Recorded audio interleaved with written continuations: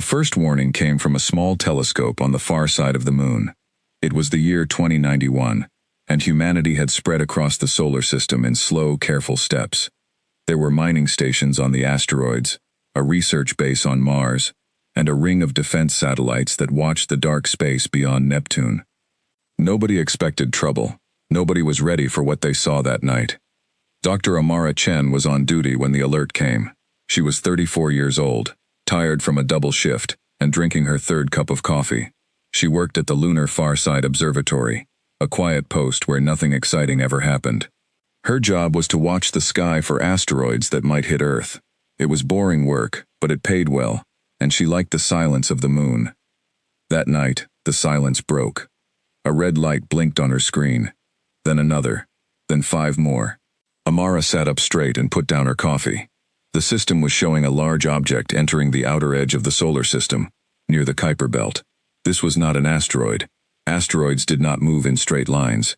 Asteroids did not slow down on their own. This object was doing both. She ran the numbers 3 times before she believed them. The object was huge, bigger than any ship humans had ever built, and it was not alone. Behind it, spread out in a wide formation, were dozens of smaller objects, all moving together, all under control. "This is not natural," she whispered to herself. Her hands shook a little as she opened a channel to Earth Defense Command. The connection took a few seconds because of the distance, but when it connected, she spoke as calmly as she could. "This is Dr. Amara Chen, Lunar Far Side Observatory. I am reporting an unknown fleet entering the solar system from the direction of the Kuiper Belt. I count at least 1 large vessel and 30 or more smaller vessels. They are moving in formation. This does not look natural. Please advise." There was a pause. Then a voice answered, sharp and awake now. "Copy that, Dr. Chen. Send us your data immediately. Do not leave your post." Amara sent the data. Then she sat back in her chair and looked out the small window of her station. The stars looked the same as always, calm and quiet. But she knew that somewhere out there, in the dark beyond Neptune, something big was coming toward Earth. Within an hour, the news reached the highest levels of Earth's government. The United Earth Council, formed 60 years earlier after nations agreed to work together on space defense, called an emergency meeting.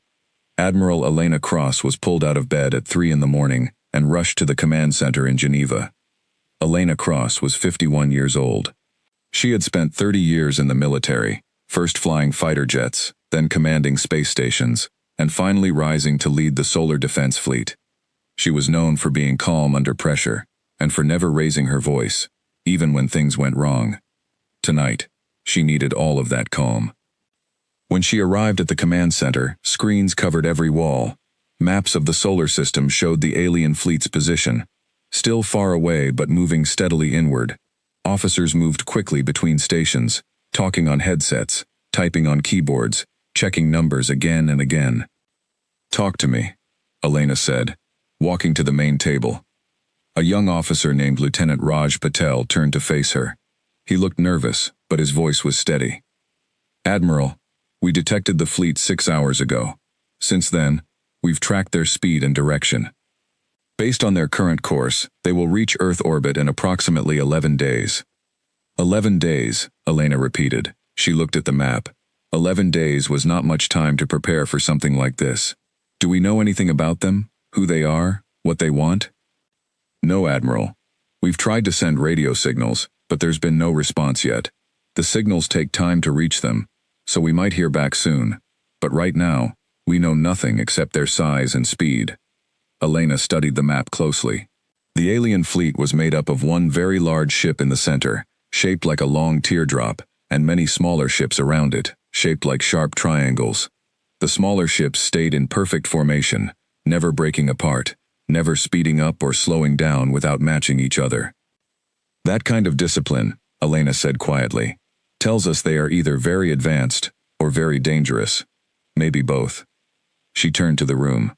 "I want every defense satellite active within the hour. I want the fleet moved into formation near Mars. And I want Dr. Marcus Way brought in immediately. If this is first contact, we need our best mind on communication." Dr. Marcus Way was the world's leading expert on the search for alien life.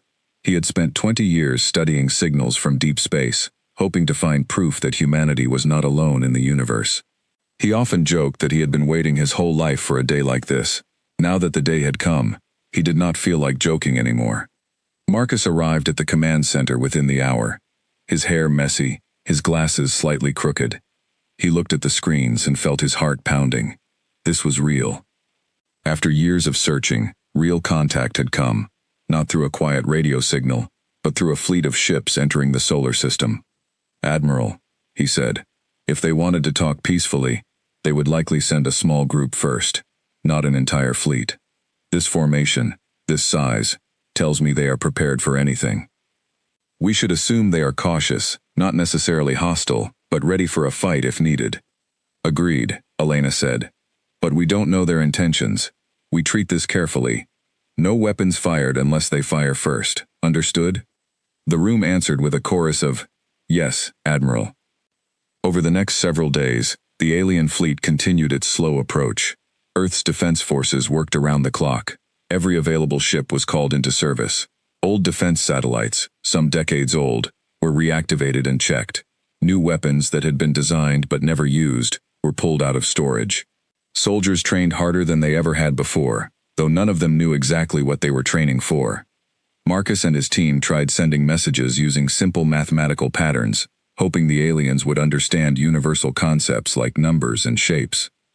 For 5 days, there was no answer. Then, on the 6th day, something changed. The alien fleet slowed down. "They've stopped accelerating," Raj reported, watching his screen closely. "They're maintaining a steady speed now, still heading toward Earth, but not increasing." "Why would they slow down?" Elena asked. Marcus leaned over the console, studying the data. "Maybe they're being careful. Maybe they noticed our activity and want to see how we respond before getting closer." That theory seemed to be correct. The alien fleet held its speed for 2 full days, moving steadily but not faster, as if testing the waters before diving in. During this time, several smaller ships broke off from the main formation and moved ahead of the rest, scouting the path toward Earth. "They're sending scouts," Elena said.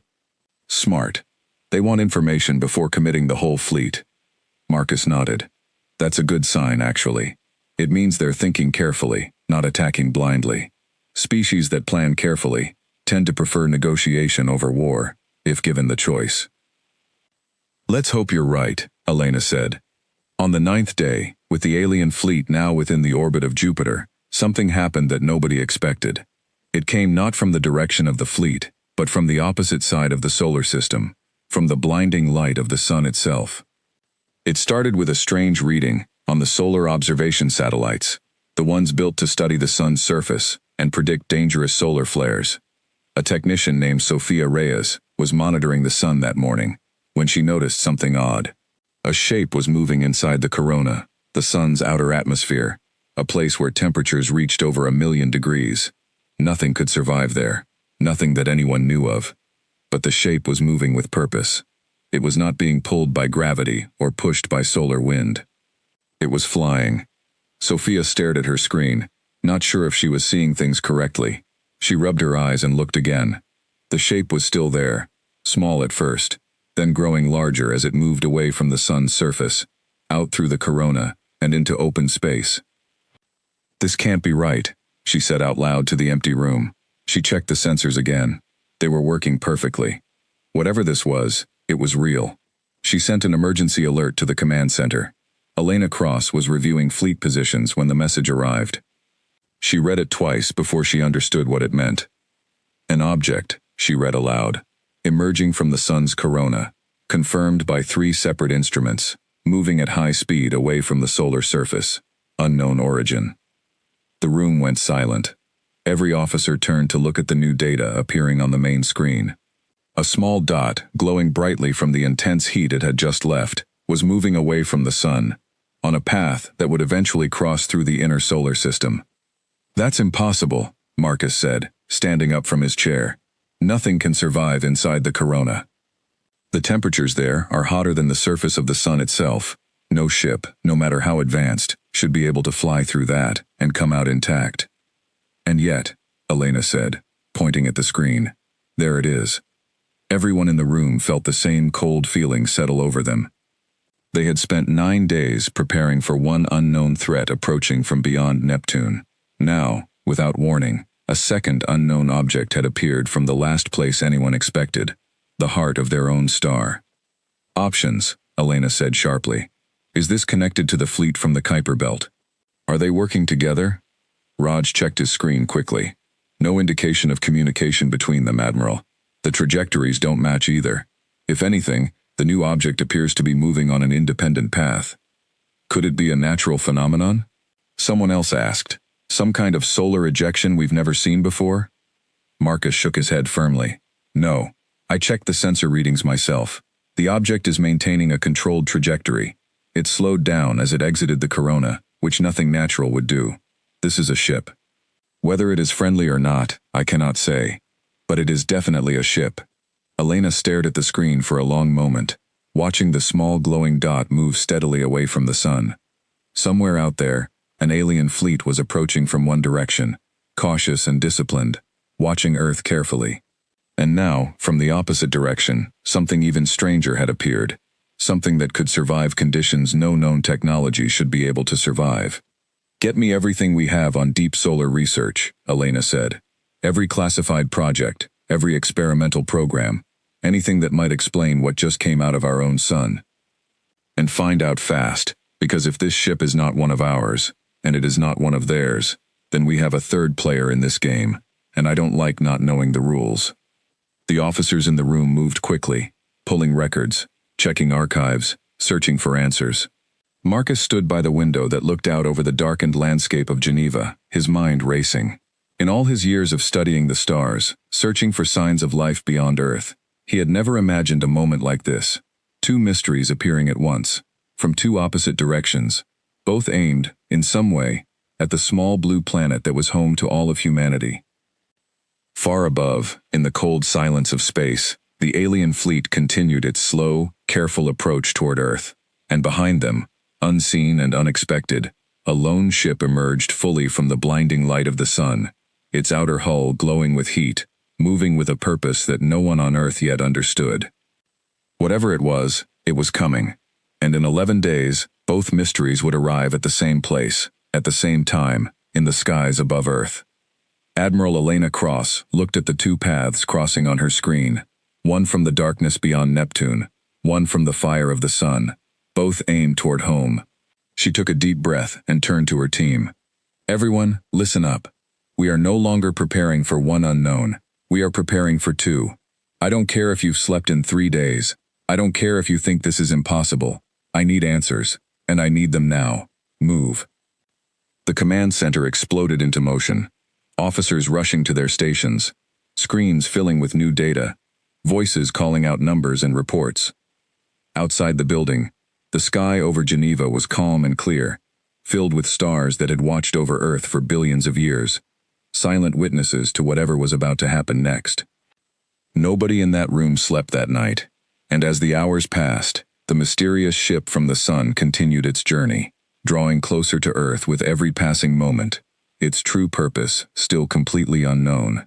3 days passed since the mysterious ship emerged from the sun, and Earth's command center had not slept.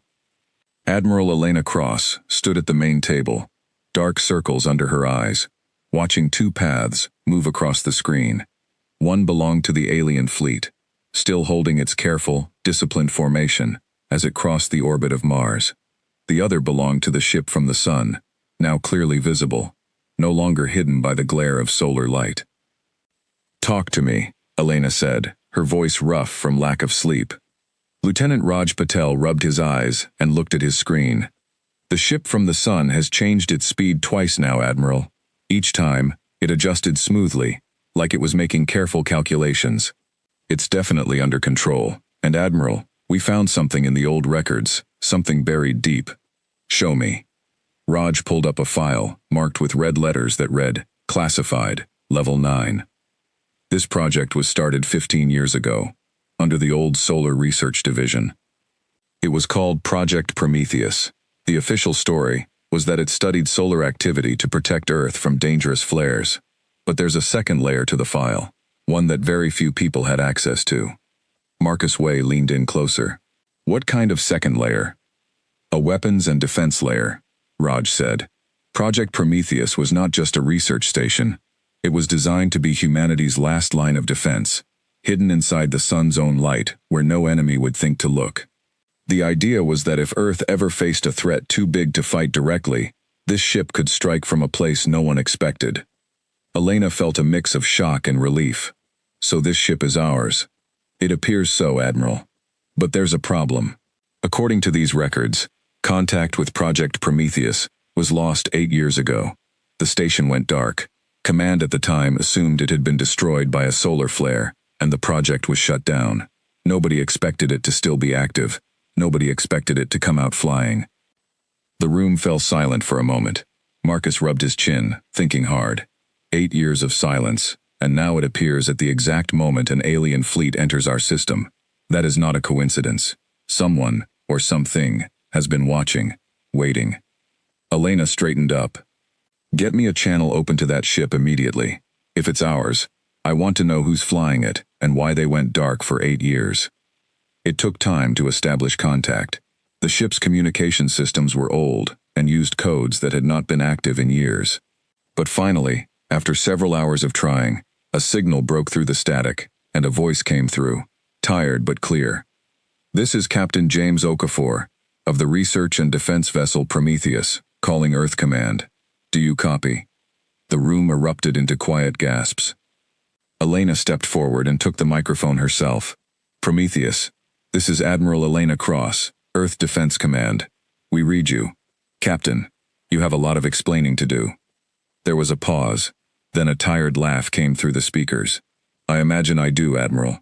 It's good to hear a human voice again. Captain James Okafor was 58 years old, though 8 years alone, near the sun, had aged him further than that. He had once been one of Earth's most promising engineers, chosen personally to lead Project Prometheus because of his deep knowledge of solar physics and his skill at staying calm under extreme pressure. When contact with Earth was lost 8 years ago, due to a massive solar storm that destroyed the station's long-range communication array, James made a difficult choice. Instead of trying to return home with a damaged ship, he chose to stay near the sun and continue the research, believing that one day the knowledge gained would matter. He explained all of this to Elena and Marcus over several hours of conversation, describing how his small crew, originally 12 people, had survived using the station's advanced solar shielding technology far beyond anything Earth had used before. Over the years, they lost 2 crew members to accidents, but the remaining 10 had turned Prometheus into something far more than a simple research post. They had studied the sun's energy patterns so deeply that they learned to harness small amounts of that energy for the ship's own power and weapon systems.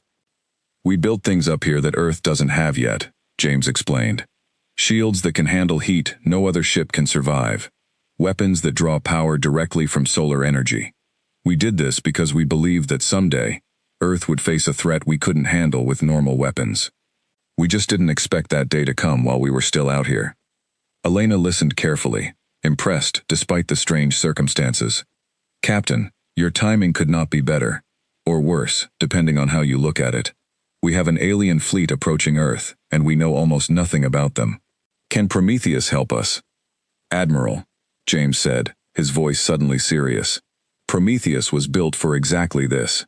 Send us the data you have on the fleet. Let us see what we're dealing with. Marcus quickly transferred every scrap of information about the alien fleet to the Prometheus systems. Within an hour, James called back, his voice tense. Admiral, I've looked at their formation, their movement patterns, and the design of their ships. Based on everything we've studied about solar and stellar engineering over the years, I believe these ships are built by a species with a strong military background. Their formation flying, the discipline in their movement. This is not a diplomatic mission. This is a probing force, testing how a target reacts before deciding how to proceed.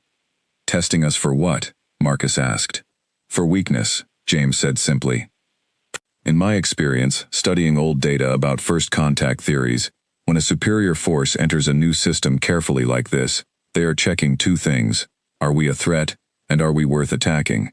If we look weak and disorganized, they may see us as an easy target.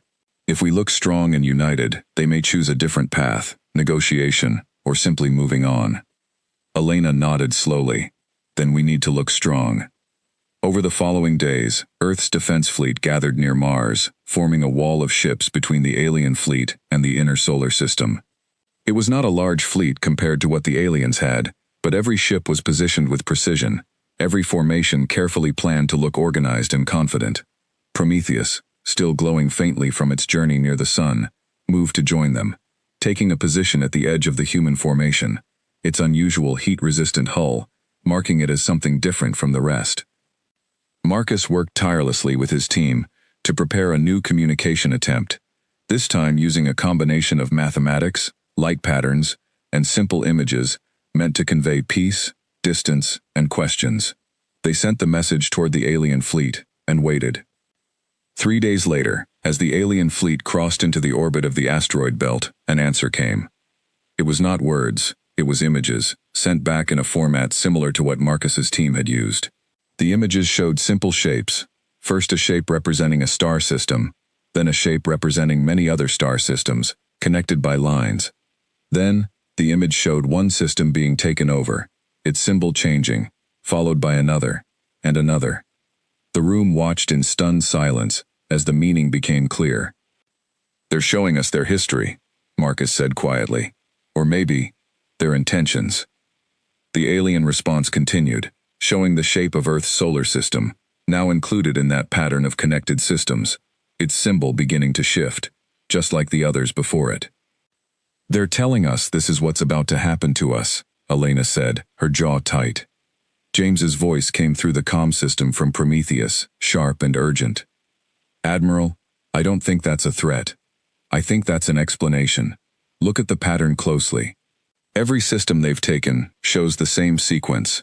First contact, then a period of watching, then eventually, absorption into whatever group or empire they represent. They're not asking us to fight. They're telling us this is simply what happens, like it's normal to them, like it's just how things work." Marcus frowned, studying the image again. "That's almost worse. If this is normal for them, if they've done this many times before without much resistance, then they might not expect us to fight back at all." "Then let's give them something they don't expect," Elena said firmly. She ordered Marcus's team to prepare a new response, one that would show something different from what the aliens had likely seen before. Instead of simple shapes showing surrender or acceptance, they created an image showing Earth's symbol standing firm, surrounded by a protective barrier, with a clear line drawn between the alien fleet's territory and the boundary of the solar system.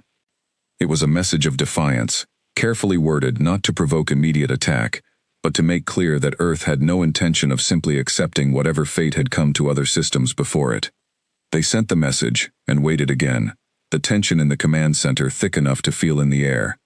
2 days passed with no response. The alien fleet continued its approach, now crossing into the orbit of Mars itself, close enough that Earth's own sensors could pick up much more detailed readings of the ships.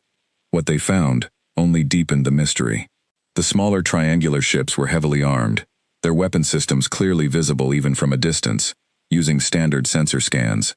But the large central ship, the one shaped like a long teardrop, showed almost no visible weapons at all. "That's strange," Raj said, studying the readings.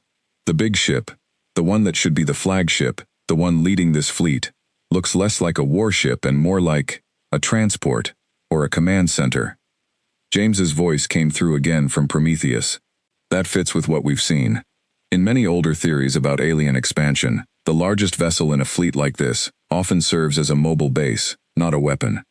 It might carry their leadership, their decision-makers, protected by the smaller warships around it." "If that's true," Elena said, thinking carefully, "then that ship is both the most valuable target and the most protected one. They wouldn't risk it in a direct fight unless they had no other choice." Marcus rubbed his tired eyes. "So what do we do, Admiral? Wait for them to make the first move? Attack first and risk starting a war we can't win? Or try to talk again and hope they understand?" Elena looked at the screen, at the two forces slowly closing the distance between them. Humanity's small defense fleet standing firm near Mars, the alien fleet approaching steadily, disciplined and calm. She thought about the message they had sent, the image of Earth standing firm behind its barrier, and she thought about the response they had not yet received.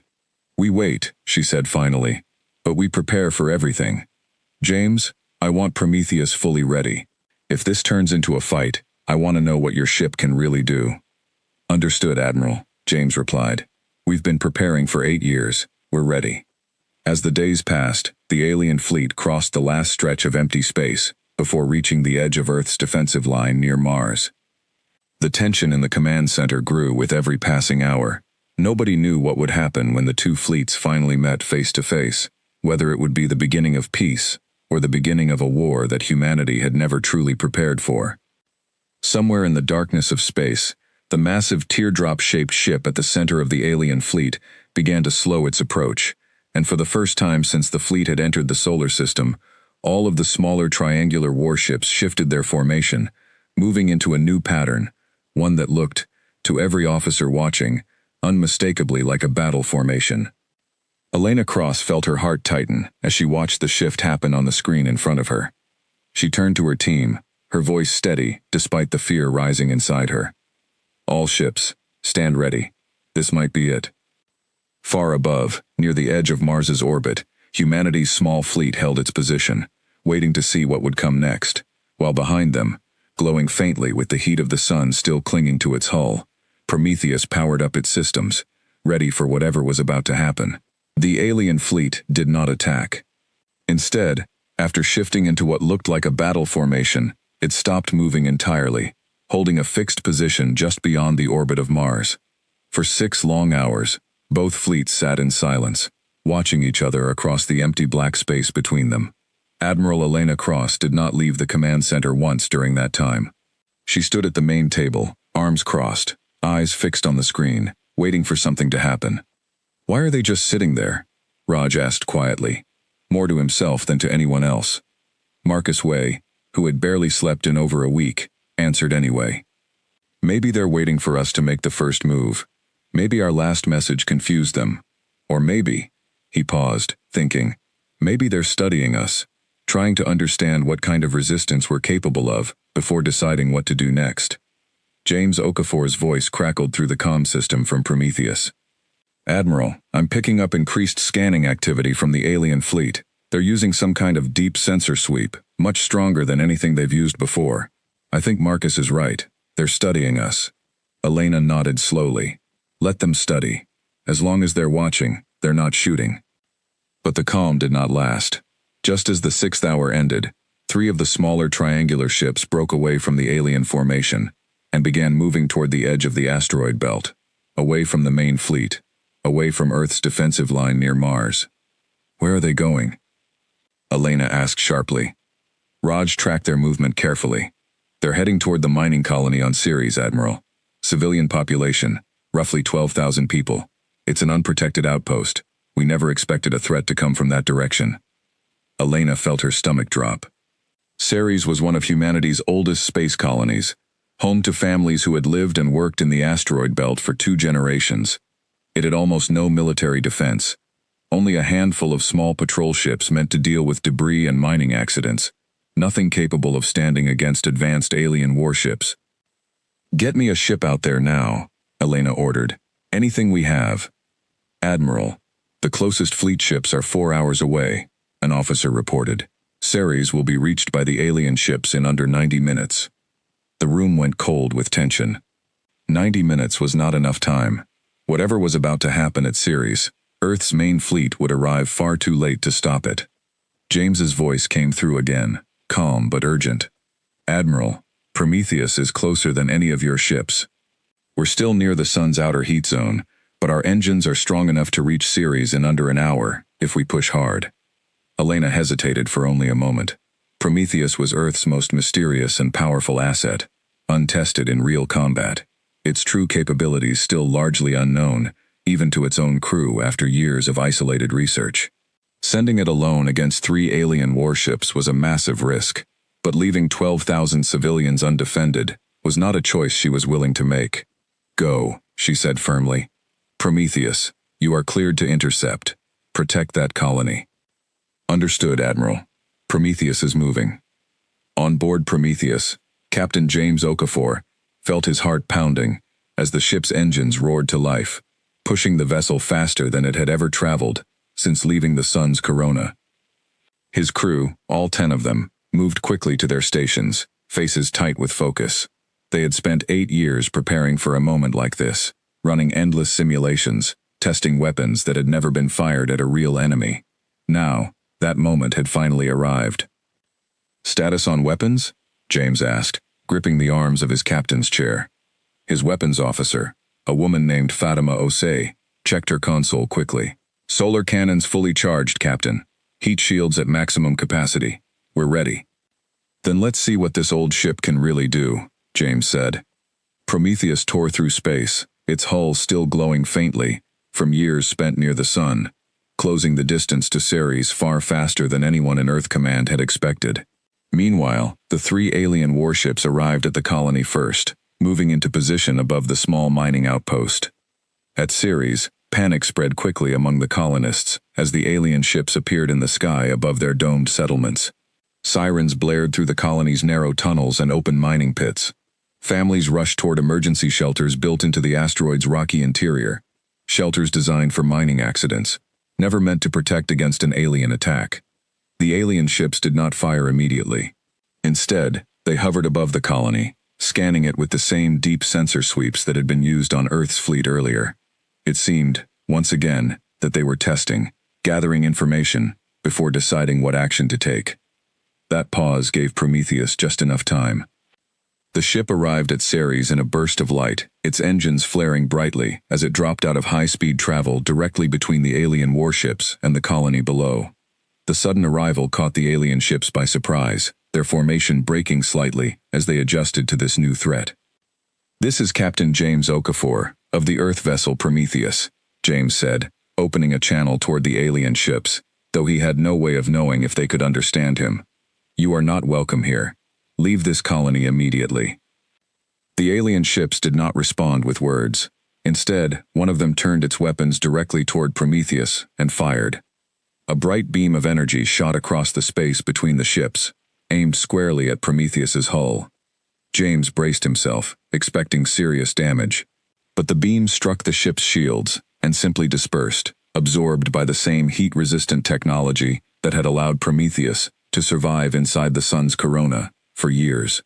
"Shields holding at 98%, Fatima reported, sounding almost surprised herself. "Captain, that attack barely touched us." James allowed himself a small, tight smile. "Good. Let's show them what we can do. Target their weapon systems, non-lethal if possible. I want to disable them, not destroy them, if we can avoid it." "Understood, Captain. Solar cannons ready." Prometheus's weapons, built using technology developed from years of studying the sun's own energy patterns, fired back. Unlike traditional weapons, these cannons released concentrated bursts of solar energy, similar to a small piece of the sun's own power, focused into a single beam. The attack struck one of the alien warships directly on its weapon array, causing a bright flash of light as the system overloaded and shut down. The alien ship's weapons went dark. It began drifting slightly, clearly damaged, though not destroyed. The remaining 2 alien ships adjusted their tactics immediately, moving apart, trying to attack Prometheus from 2 different angles at once. James's crew worked quickly, and the ship's shields, while strong, began to show signs of strain from the combined fire. "Shields at 70%, Fatima called out. "They're adjusting their weapons, Captain, trying different frequencies to get through." "Then we adjust too," James said. "Divert additional power to the shields facing their attack. Fatima, target the second ship's engines. If we can slow them down, we can control this fight." The battle continued for several tense minutes, Prometheus turning and maneuvering with surprising speed for a ship of its size, its crew working together with the practiced ease that came from years of preparation. Slowly, steadily, the tide of the battle began to shift. A second alien ship took a solid hit to its engine systems, causing it to slow dramatically, falling out of formation. Seeing their forces weakening, the 2 remaining functional alien ships suddenly broke off the attack entirely. Without any further communication, they turned and retreated back toward the main fleet near Mars, leaving their damaged companion drifting alone in space near Ceres. James let out a breath he did not realize he had been holding. "Status report. Shields at 62%, Captain. but holding, Fatima reported. No hull damage. Colony status. All clear. No casualties reported from Ceres. A wave of relief passed through the bridge of Prometheus. James leaned back in his chair for just a moment, before straightening up again. Good work, everyone. Let's secure that damaged ship before it can do anything else, and let's get eyes on it. This might be our first real chance to learn something about who we're dealing with. Back at Earth Command, the entire room had watched the battle unfold through Prometheus's live data feed, a mixture of fear and disbelief on every face. When the alien ships retreated, a quiet cheer broke out among the officers, quickly hushed by Admiral Cross, though even she allowed herself a small, relieved smile. Well, Marcus said, staring at the screen in amazement, I think we just answered the question of whether we could put up a fight. Elena nodded slowly, though her expression remained serious. One battle doesn't win a war, Marcus, but it does send a message. She turned to Raj. Get me updated readings on the main alien fleet. I want to know how they're reacting to this. Raj checked his screen and frowned. Admiral, the main fleet is moving. They've broken their holding position near Mars. Moving toward Ceres. To reinforce? Elena asked. No, Admiral, Raj said, his voice tight. They're moving toward Earth. The room fell silent again, the brief relief from the victory at Ceres, replaced by a new wave of tension. It seemed the small battle had accomplished something, but perhaps not what anyone had hoped for. Instead of retreating, the alien fleet appeared to be responding to Prometheus's unexpected strength by accelerating their timeline, moving directly toward the heart of human civilization. James's voice came back over the comm, having heard the update as well. Admiral, I recommend we bring Prometheus back to rejoin the main fleet immediately. If they're heading for Earth, we need everything we have in position. Agreed, Elena said. Return at best possible speed. And James, good work out there. You may have just saved 12,000 lives today. Just doing what Prometheus was built for, Admiral, James replied. Let's hope we're ready for what comes next. As Prometheus turned away from Ceres, leaving the disabled alien ship behind for recovery teams to study, the massive alien fleet continued its steady advance toward Earth, no longer cautious, no longer testing. Something had changed in their approach, and as the ships picked up speed, crossing the last remaining distance toward the inner solar system, everyone in Earth Command understood that whatever chance there had been for peaceful negotiation was quickly slipping away. Elena Cross looked at the map showing the alien fleet's new course, straight and direct toward Earth, and felt the full weight of the decision she now faced. All fleet ships, she said, her voice carrying clearly through the command center, prepare for full engagement. This is no longer a standoff. Get ready to defend our world. Across the solar system, on ships large and small, crews began their final preparations, checking weapons, reinforcing shields, and steadying their nerves for what was coming. The quiet days of watching and waiting were over. Now, humanity would find out exactly what it was capable of, and whether that would be enough to stand against a force that had, according to their own message, conquered many worlds before ever reaching Earth's front door. The alien fleet crossed the orbit of Mars within a single day, moving faster now than at any point since entering the solar system. Earth Command tracked their advance with growing dread, watching the gap between the two fleets shrink hour by hour. Admiral Elena Cross had not left the command center in over 30 hours, running on nothing but coffee, adrenaline, and the weight of responsibility resting on her shoulders. Time until they reach our defensive line? She asked, her voice hoarse. Lieutenant Raj Patel checked his screen. At their current speed, Admiral, approximately 14 hours. 14 hours. It was not much time, but it was enough for Elena to gather every available resource. Every ship Earth possessed, from massive defense cruisers to small patrol vessels, had been called into formation, near the edge of the asteroid belt, the last natural boundary before the inner solar system. Prometheus had rejoined the fleet after its battle at Ceres, its crew exhausted but its systems fully repaired and ready. Dr. Marcus Way worked alongside a team of scientists, studying every piece of data they had gathered on the damaged alien ship left behind at Ceres. Recovery teams had managed to bring the ship's remains to a nearby research station, and what they found inside gave humanity its first real look at the beings they were about to face. Admiral, you need to see this, Marcus said, calling Elena over to a display showing images from inside the captured alien vessel. The images showed a control room unlike anything humans had built, filled with strange curved seats and screens covered in symbols nobody could read. But what caught everyone's attention were the remains found near the ship's command chair. The alien pilot, though badly injured in the crash, had survived long enough to be studied briefly before medical teams lost the fight to save its life. The being was tall, nearly 7 feet, with smooth gray skin and 4 arms, 2 larger ones used for typical tasks, and 2 smaller ones positioned near its chest, likely used for more delicate work. Its face had no visible mouth, only a series of small vents along its jaw, and its eyes were large and dark, covering much of its upper face. We believe they communicate through a combination of body movement and some kind of electrical signal we haven't fully understood yet, Marcus explained. But more importantly, look at this. He pulled up a scan of the alien's body structure. Their biology suggests they evolved on a planet with much weaker gravity than Earth. Their bones are thinner, their muscles less dense. If our theory is correct, then physically, they may actually be weaker than us in direct combat, despite their advanced technology. Elena studied the image carefully. That's useful information, but it doesn't tell us how many soldiers they have, or what other weapons they might bring to a fight. No, Marcus admitted, but it does tell us something important about how they think. A species that evolved in weaker gravity, that relies heavily on technology to compensate for physical weakness, likely values caution and preparation over direct physical confrontation. Their careful advance into our system, the way they tested us before committing fully, that all fits this pattern.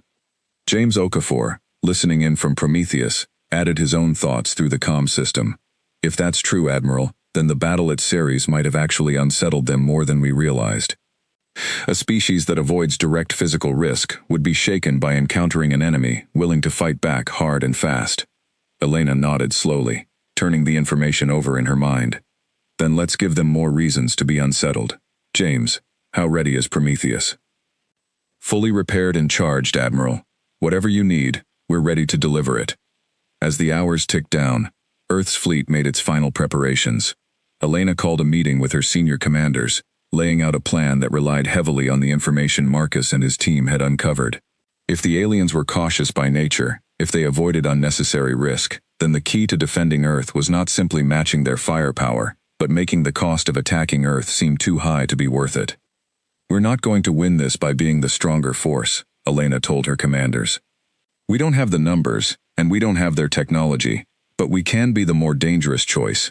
We fight smart, we fight hard, and we make sure every single ship they lose here costs them more than they expected to pay. The plan was simple in concept, but difficult in execution. Earth's fleet would hold a defensive line at the edge of the asteroid belt, using the scattered rocks and debris as cover and obstacles, something the aliens' more open combat style might struggle to handle efficiently. Prometheus would serve as a mobile strike force, using its powerful solar weapons and heat-resistant shields to hit hard at key targets, particularly the alien fleet's smaller warships, forcing the enemy to make difficult choices about where to focus their own defenses. 12 hours passed in tense preparation. Then, finally, the alien fleet arrived at the edge of the asteroid belt, their massive formation spreading out as they approached Earth's defensive line. Elena stood at the command center, watching the two fleets face each other one final time, before what seemed like the inevitable start of battle. She opened a final communication channel toward the alien fleet, one last attempt at avoiding the fight entirely. "This is Admiral Elena Cross, of Earth Defense Command," she said, her voice steady, despite the fear in her chest. "We do not wish for war, but we will defend our home. If you turn back now, there does not need to be further bloodshed on either side." For a long moment, there was no response. Then, unexpectedly, an answer came through, translated this time into broken but understandable words, clearly using some kind of quick translation system built from data gathered during their approach. "You, small, fight strong. Not expected," the message read, followed by a pause, then more words. "Leadership speaks now." A new voice came through, different from the automated translation, deeper and more measured, though still using the same broken sentence structure. "I am first voice of the Calith Dominion. Your world, small, young, but you fight with strength we have not seen in many cycles. This is unusual. Elena exchanged a glance with Marcus, both of them surprised by the sudden willingness to communicate directly. First voice, we do not wish to fight your people, but we will not surrender our world without resistance. Understood, the alien leader replied. In our cycles, worlds like yours, small and young, usually submit quickly when faced with our strength. Your resistance at the small colony, it was unexpected. It has caused disagreement among our command. Marcus leaned in toward the microphone, unable to stay silent. First voice, may I ask, why do you conquer other worlds? What is the purpose behind the Calith Dominion's expansion? There was a long pause before first voice answered. Resources, territory, cycles of growth require expansion. This is simply how it has always been done. Worlds are found. Worlds are tested. Worlds that resist strongly are usually avoided, deemed too costly. Worlds that do not resist are absorbed. Elena felt a spark of hope at those words. Then perhaps our resistance has already answered your question, first voice. Is Earth truly worth the cost you would pay to take it? Another long pause followed, longer this time. The command center held its breath, every officer watching the screen, waiting for a response that might determine the fate of the entire planet. Finally, first voice spoke again, its tone carrying something that almost sounded like genuine curiosity. Your kind fights with a strength beyond your size and technology level. This is rare. Before final decision is made, one test remains. Your solar ship, the one that came from your star. We wish to see its true strength, alone, against our forces. If it proves worthy, perhaps discussion of peaceful terms becomes possible. If not, full attack begins immediately. Elena's stomach tightened. She looked toward the screen, showing Prometheus's position within the fleet. This was an enormous risk, placing the fate of the entire negotiation on a single ship and its exhausted crew. James's voice came through immediately, firm and steady. Admiral, I heard that. Prometheus is ready. Let us prove ourselves. Elena hesitated only a moment longer before responding. First voice, we accept your test, but know this. If any harm comes to that ship beyond what is fair in this contest, we will consider it an act of war, and we will respond with everything we have. Understood, first voice replied. Terms accepted. Test begins now. 5 of the alien fleet's triangular warships broke away from the main formation, moving to form a wide circle around an open area of space between the two fleets. Prometheus moved forward alone, leaving the safety of Earth's defensive line, its hull glowing faintly as its systems powered up to full combat readiness. On board, James addressed his crew, his voice calm despite the enormous pressure of the moment. This is it. Everything we learned near the sun, everything we built and tested over these past 8 years, it all comes down to this moment. Let's show them what humanity is really made of. His crew responded with quiet determination, each person moving to their station with practiced focus. Fatima Osei checked the weapon systems one final time. Solar cannons at full charge, Captain. Shields at maximum capacity. We're ready when you are. Then let's begin, James said. The 5 alien warships opened fire simultaneously, a coordinated attack from multiple angles meant to overwhelm Prometheus's defenses quickly. James moved the ship with practiced skill, angling the strongest part of the shields toward the heaviest incoming fire, while using the ship's superior maneuverability, honed by years of navigating dangerous solar conditions, to avoid the worst of the attacks entirely. Shields holding at 85%, Fatima called out. Captain, their coordination is good, but they're not adjusting fast enough to our movements. Then let's make them work harder, James said, pulling the ship into a sharp turn that brought it directly toward the 2 closest enemy ships. Fatima, target their engines, full power. Prometheus's solar cannons fired, twin beams of concentrated energy striking both targeted ships simultaneously. One alien warship's engines flared brightly, before shutting down completely, leaving it drifting helplessly in space. The second staggered, but remained functional, quickly falling back to a safer distance. The remaining 3 alien ships adjusted their tactics, spreading further apart to avoid presenting easy simultaneous targets. James pushed Prometheus harder, weaving between incoming fire, his crew working in perfect coordination, built from years of trust and shared experience. The battle raged for nearly 20 minutes, longer than anyone in Earth Command had expected a single ship to hold out against 5 warships. Slowly, one by one, the alien ships were disabled, their weapons or engines knocked out by precise, controlled strikes from Prometheus's powerful solar cannons. James's crew never fired a killing blow, careful to disable rather than destroy, honoring both the spirit of the agreed test and the hope for eventual peace. When the 5th and final alien warship's weapons went dark, drifting silently alongside its 4 disabled companions, a stunned silence fell over both fleets. Prometheus hovered in the center of the battlefield, its shield still holding at nearly 60%, its crew exhausted but victorious. Back in Earth Command, the room erupted into a mixture of disbelief and quiet celebration, quickly silenced as everyone turned to see how the alien fleet would respond to this unexpected outcome. For several long minutes, there was no communication from the Calith fleet. Then, finally, First Voice's message came through once more, its tone noticeably different from before, carrying something that sounded almost like respect. Test complete.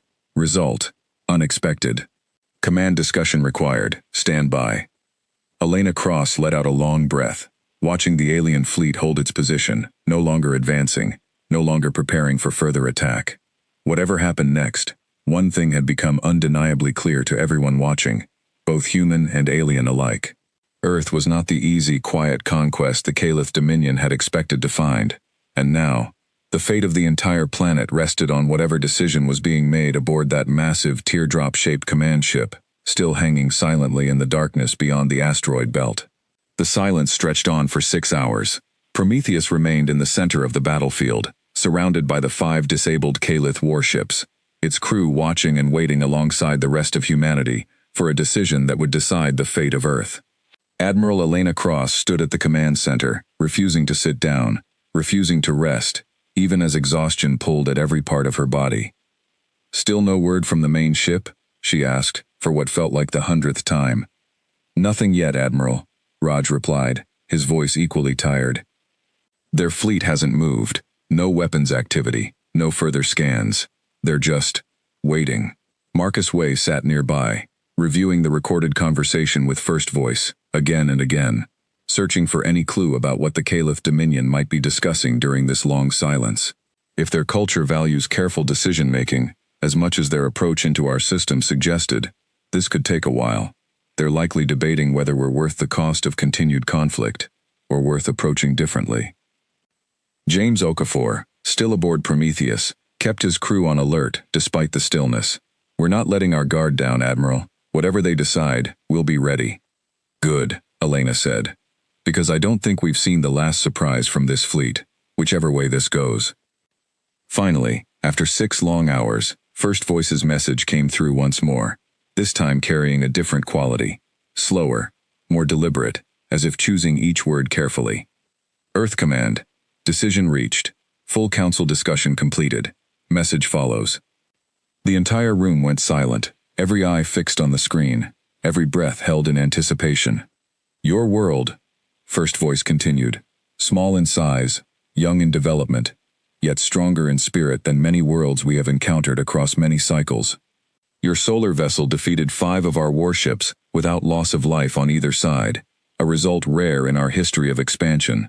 This, combined with your fleet's disciplined defensive stance, and your leader's willingness to communicate honestly, rather than plead or attack blindly, has changed the Council's assessment." Elena exchanged a cautious glance with Marcus, neither of them daring to hope too much just yet. "The Calith Dominion does not typically negotiate terms with worlds we test," First Voice went on. "Typically, worlds either submit or are subdued through greater force. Your world presents a third outcome, one not common in our records. You have proven capable of significant resistance, at a cost we did not anticipate. Continued conflict would prove expensive for both sides, with uncertain outcome." "What are you proposing, First Voice?" Elena asked carefully. "A different path," the alien leader replied. "Withdrawal of our fleet from your system, in exchange for formal acknowledgement of your world's territory, as protected under Dominion recognition. This status is rare, given typically only to worlds capable of demonstrating strength equal to significant cost. Your world would remain independent, outside Dominion control, but recognized among the systems we have encountered. Future contact, should it occur, would proceed under terms of mutual respect, not conquest. Marcus's eyes widened in disbelief. They're offering us independence, recognized by their own empire, simply because we managed to hold our own in one contained battle? It is more than the battle alone, First Voice clarified, seemingly aware of the doubt in the human response. It is the pattern shown across many days of observation. Careful preparation before our arrival, disciplined formation upon contact, honest communication rather than deception, willingness to fight without unnecessary cruelty, as shown by your solar vessel choosing to disable rather than destroy. These qualities, taken together, mark your world as one capable of becoming troublesome, should conquest be attempted. The Council prefers efficient use of resources over difficult, costly campaigns. Elena took a moment to consider the offer fully, aware that whatever she said next would shape humanity's relationship with this vast alien empire for possibly generations to come. She looked around the room at her exhausted but hopeful officers, thought of James and his crew still standing watch aboard Prometheus, thought of the 12,000 civilians on Ceres who had been saved from what could have been a terrible tragedy. First Voice, she said finally, Earth accepts these terms. We seek peace, not conflict, and we welcome any future relationship built on mutual respect rather than domination. Terms accepted, First Voice replied. Formal documentation will be transmitted through standard diplomatic protocols before our fleet's departure. The Calith Dominion withdraws from Earth's solar system, effective immediately upon completion of these arrangements. Over the following 2 days, the alien fleet began its slow withdrawal, moving back the way it had come, past Mars, past the asteroid belt, back toward the outer edge of the solar system, and eventually beyond, into the depths of space from which it had first appeared. Before leaving, in a gesture that surprised everyone in Earth Command, First Voice transmitted a substantial amount of technical data, information about the Dominion's territory, star charts showing known inhabited systems, and general guidelines about interspecies communication and etiquette, a gift intended, as First Voice explained, to help ease any future encounters between humanity and other civilizations that might cross paths with Earth. As the last of the Calith ships disappeared from Earth's sensors, a wave of celebration finally broke across the command center, officers embracing each other, tears mixing with exhausted laughter after weeks of relentless stress and fear. Admiral Elena Cross allowed herself, for the first time in nearly 3 weeks, to sit down fully and simply breathe. We did it, Marcus said, sitting beside her, disbelief still evident in his voice. We actually did it. We did, Elena agreed quietly. But this is just the beginning, Marcus. If there's one Dominion out there, there are likely others. Other species, other empires, other unknown dangers we haven't even imagined yet. We can't go back to thinking we're alone in this universe. Marcus nodded slowly, already turning his mind toward the future. Then we prepare. We learn everything we can from what just happened, and we make sure Earth is never caught unprepared again. Aboard Prometheus, Captain James Okafor watched the last alien ship vanish from his own sensors, before finally allowing his shoulders to relax. His crew, exhausted after weeks of extreme tension, allowed themselves a rare moment of quiet celebration. 8 years out here, James said softly, looking out at the stars through the ship's main viewport. 8 years wondering if any of this would ever matter. Fatima Osei stood beside him, smiling for the first time, in what felt like a very long while. It mattered, Captain. It mattered more than we ever could have guessed. In the weeks and months that followed, Earth changed in ways both large and small. Project Prometheus, once a secret buried deep within classified files, became publicly celebrated, its crew honored as heroes, who had helped save the planet from a threat few had even known existed until it arrived. The technology developed near the sun, once hidden away, began slowly being shared and studied by scientists across the world, opening new paths for energy production, ship design, and deep space travel that would shape humanity's future for decades to come. Admiral Elena Cross was promoted to lead a newly formed division, one focused entirely on preparing Earth for future contact with civilizations beyond its own solar system.